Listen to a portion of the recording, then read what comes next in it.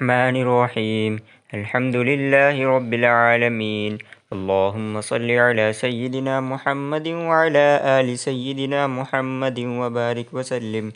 فاعوذ باللہ من الشیطان الرجیم بسم اللہ الرحمن الرحیم یا ایہا الذین آمنوا اتقوا اللہ حق تقاتہ ولا تموتن الا وانتم مسلمون۔ سورہ آل عمران آیت نمبر 102، پارہ نمبر 4، پارہ رکوع نمبر 2، سورہ رکوع نمبر 11۔ سامعین، اس آیت کی تفسیر کافی لمبی ہونے کی وجہ سے 2-3 پارٹ میں آئے گی انشاءاللہ۔ ترجمہ: مومنو، خدا سے ڈرو جیسا کہ اس سے ڈرنے کا حق ہے، اور مرنا تو مسلمان ہی مرنا۔ قال تعالی یا ایھا الذین تا ترجع الامور۔ ربط: گزشتہ آیات میں اللہ نے باہمی قتال و شقاق کو تکفرون یعنی کفر سے تعبیر فرمایا۔ اب آئندہ آیت میں تقوی اور اعتصام بحبل اللہ یعنی اتفاق اور اتحاد اور اسلامی مواخذات کا حکم دیتے ہیں، اور اتفاق اور اتحاد کا ایک دستور العمل بتلاتے ہیں۔ وہ یہ کہ اول تقوی اور اسلام پر مداومت اور استقامت کا حکم دیا، اور پھر اعتصام بحبل اللہ کا حکم فرمایا کہ سب مل کر اللہ کی رسی کو مضبوط پکڑو۔ پھر یہ ارشاد فرمایا وَاذْكُرُوا نِعْمَتَ اللَّهِ عَلَيْكُمْ، جس میں حکم دیا کہ اتفاق اور اتحاد کی نعمت کو یاد کرو، اور اس نعمت کو اور اس کی برکات کو یاد کر کے موازنہ کرو کہ پہلے تمہاری کیا حالت تھی اب کیا حالت ہے، اور باہمی شقاق اور قتال میں کیا کیا مصیبتیں اور ذلتیں اٹھائی، اور اسلام کی بدولت جو تم کو اتفاق کی نعمت ملی اس میں تم کیا کیا راحتیں اور عزتیں ملیں۔ چنانچہ فرماتے ہیں اے ایمان والو، ڈرتے رہو اللہ سے جیسے چاہیے اس سے ڈرنا، جتنا تم سے ممکن ہو اس میں کوتاہی نہ کرو، اور دشمنوں کے ورغلانے سے حسد اور فخر میں مت پڑو، اور حاسدوں کی یاد دلانے سے گزشتہ عداوتوں کا خیال کر کے اسلامی اخوت اور مودت اور ایمانی محبت و الفت کو مقدر نہ کرو، اور سوائے اسلام کے اور کسی حالت پر ہرگز جان نہ دینا، یعنی مرتے دم تک اسلام پر قائم رہنا، اور اسلام دین دنیا کی نعمتوں کا سر چشمہ ہے، اور سب مل کر اللہ کی رسی کو مضبوط پکڑے رہو، یعنی قرآن کریم اور دین اسلام اور شریعت کو مضبوطی کے ساتھ پکڑے رہو۔ جس طرح رسی پکڑ لینا اوپر سے گرنے سے بچاتا ہے اور نیچے سے اوپر تک پہنچنے کا ذریعہ بن جاتا ہے، اسی طرح قرآن کریم اور دین اسلام کو مضبوط پکڑنا بندہ کو خدا تک پہنچاتا ہے اور آگ میں گرنے سے بچاتا ہے، اور خدا کی رسی اس قدر مضبوط ہے کہ ٹوٹ تو نہیں سکتی، لا انفصام لہا، البتہ غفلت کی بنا پر ہاتھ سے چھوٹ سکتی ہے۔ غرض یہ کہ سب مل کر اللہ کی رسی کو مضبوط پکڑو، اور متفرق اور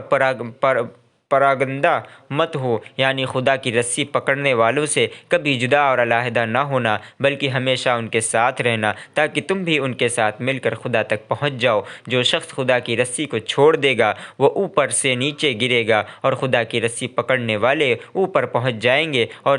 چھوڑنے والے ہلاکت اور ذلت اور حسرت کے گڑھے میں ہوگا۔ اور یاد کرو تم اللہ کے اس انعام اور احسان کو جو تم پر مبذول ہوا کہ جب تم اسلام سے پہلے ایک دوسرے کے دشمن تھے اور باہم برسر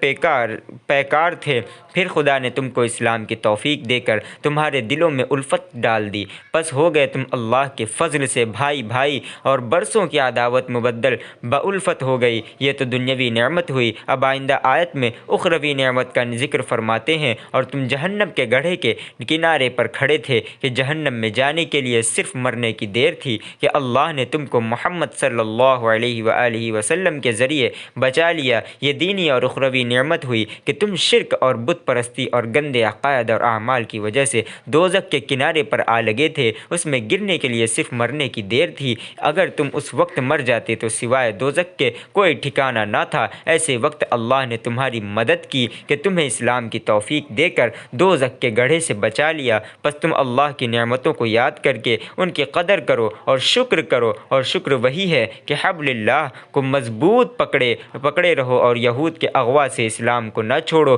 جس کی برکت سے تم کو یہ نعمتیں ملی ہیں۔ اسی طرح اللہ تمہارے لیے اپنی نشانیاں بیان کرتا ہے تاکہ تم سیدھے راستے پر چلتے رہو اور گمراہی کے گڑھے میں نہ گرو، اور جس طرح تم خدا کی رحمت سے گمراہی کے گڑھے میں سے نکل گئے ہو، اسی طرح تم میں سے ایک جماعت ہونی چاہیے کہ جو اپنے بھائیوں کو آگ کے گڑھے سے نکالنے کی کوشش کرے، جس کا طریقہ یہ ہے کہ وہ دوسروں کو نیکی کی طرف بلائیں اور اچھے کاموں کی ہدایت کریں اور برے کاموں سے منع کریں، اور ایسے ہی لوگ جو امر بالمعروف اور نہی عن المنکر کرتے ہیں مراد کو پہنچنے والے ہیں، اور جو ایسا نہ کرے وہ سراسر نقصان اور خسارے میں ہے۔ معروف وہ ہے جس کو شریعت اور کتاب سنت پہچانتی ہو، اور منکر وہ ہے جس کو شریعت کا علم نہ ہو کہ یہ کیا بلا ہے۔ فائدہ: گزشتہ آیتوں میں اللہ نے اہل کتاب کے دو عیب بیان فرمائے۔ یا اہل الکتاب لم تکفرون، اے اہل کتاب تم کیوں کفر کرتے ہو؟ دوم یہ کہ تم دوسروں کو کافر بنانے کی کوششیں کیوں کرتے ہو؟ کما قال تعالی یا اہل الکتاب لم تصدون عن سبیل اللہ۔ اہل کتاب ان دونوں عیبوں کے بیان کرنے کے بعد اس کے بالمقابل حق تعالی نے مسلمانوں کو دو باتوں کا حکم دیتے ہیں، اور یہ کہ تم خود تقوی اور اسلام پر قائم رہو۔ دوم یہ کہ دوسروں کو خیر اور نیکی کی دعوت دو اور لوگوں کو راہ راست پر لانے کی کوشش کرو، اور ان لوگوں کے مشابہ اور مانند نہ بنو جو حق سے جدا ہو گئے اور اللہ کی رسی کو چھوڑ کر بہتر فرقے بن گئے